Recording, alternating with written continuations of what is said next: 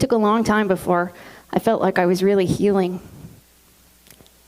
And then on the 3-year anniversary of my mother's death, some friends called and invited Lincoln and me to a basketball game.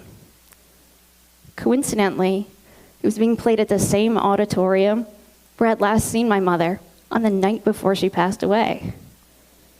I hadn't been back there since. I wasn't even sure I wanted to go back.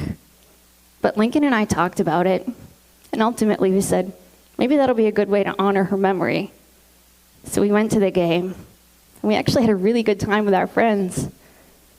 On the drive home that night, we talked about how great it was to finally be able to go back to that place and remember my mother with a smile, rather than all those feelings of sadness. But shortly after we got home that night, Lincoln said he didn't feel well. A few minutes later, he collapsed. I had to call for an ambulance. His family met me at the emergency room. We waited for what seemed like forever, till finally a doctor came out.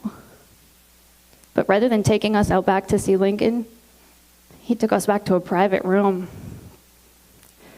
and sat us down and explained to us that Lincoln, who was the most adventurous person I'd ever met, was gone.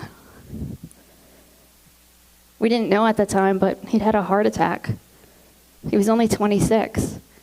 He didn't have any history of heart problems. So now I found myself a 26-year-old widow